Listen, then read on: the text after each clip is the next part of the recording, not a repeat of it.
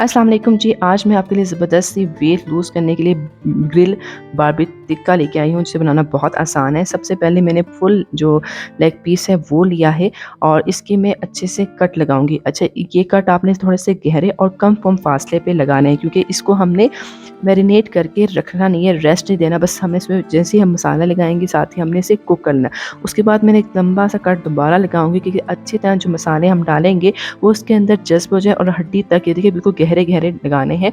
और जो जॉइंट्स हैं लेग के, उस पर भी लगाना है। और दूसरी साइड पे भी आपने सेम प्रोसेस ये करना है कि आपने कट लगाने हैं और प्रॉपरली अच्छे गहरे कट लगाने हैं। और उसके बाद आपने एक सीधा कट लाजमी लगाना है। इससे जो है, जब हम इसे बारबेक्यू फ्लेवर देंगे ना, तो बहुत ज़बरदस्त सा एक शेप आएगी। दोनों को करने के बाद इसमें हम मसाले डालेंगे। मैंने यहाँ पे अपने जायके के मुताबिक ब्लैक पेपर इस्तेमाल किया और नमक मैंने बहुत ही कम यूज़ किया है। ब्लैक पेपर और नमक को आपने अच्छी तरह इन कट के अंदर एब्जॉर्ब कराना है, अच्छी तरह मिक्स करना है।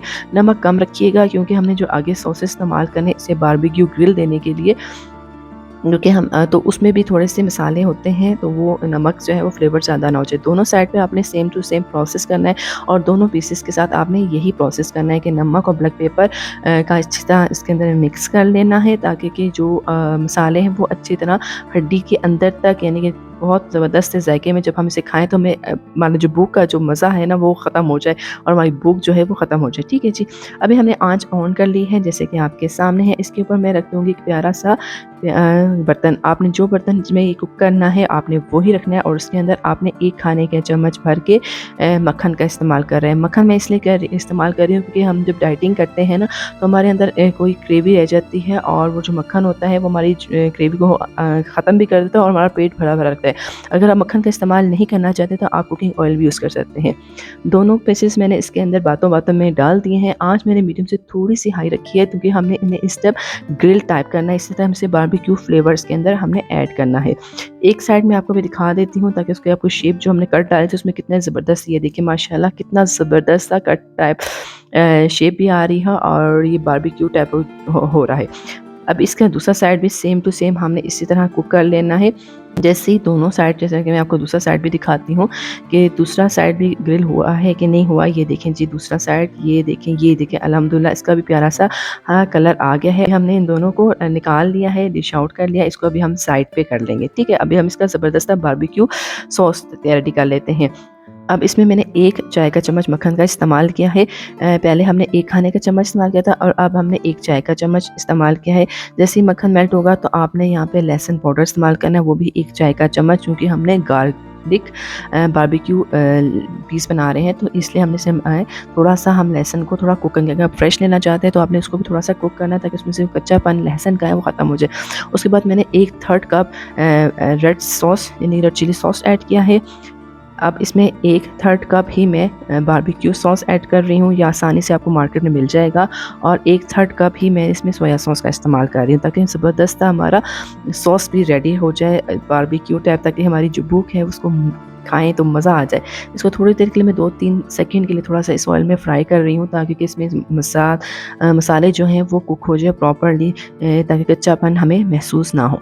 जब ये थोड़ा-सा पक जाएगा तो इसके अंदर अभी हमने क्या ऐड करना है वो भी मैं आपको दिखाती हूँ, लेकिन इसको पहले अपने अच्छी तरह ज़रूर पकाना है। और जब तक मैं पका रही हूँ, अगर अपने चैनल पे नए आए हैं तो मेरे चैनल को सब्सक्राइब कर लें। उतनी देर तक मैंने 1 ग्लास का पानी जो है वो इसके अंदर ऐड कर दिया है।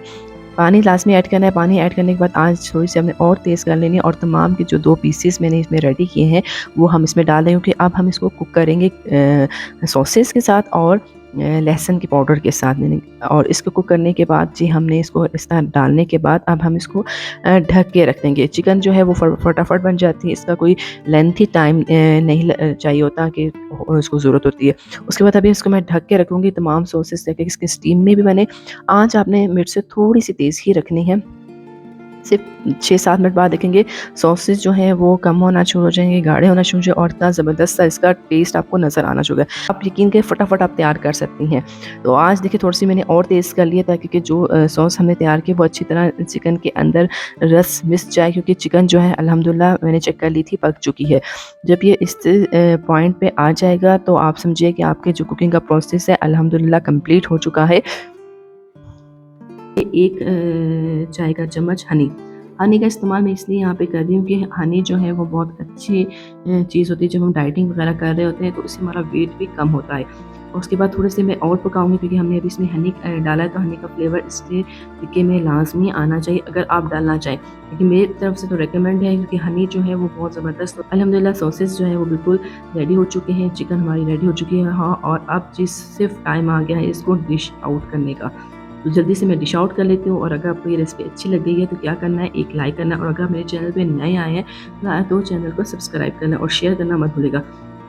थोड़े से सॉसेस हम इसके ऊपर डालेंगे और जल्दी से हम इसे खा लेंगे। तो ज़रूर ट्राई कीजिएगा ये रेसिपी, बहुत ही ज़बरदस्त यम्मी से। आप एक पीस बना के खा भी सकते हैं और एक पीस को आप उस टाइम फ्रीज़ भी कर सकते हैं। नेक्स्ट वीडियो पे तक मुझे इजाज़त है। अपना बहुत ज़्यादा ख्याल रखिएगा। अल्लाह हाफ़िज़।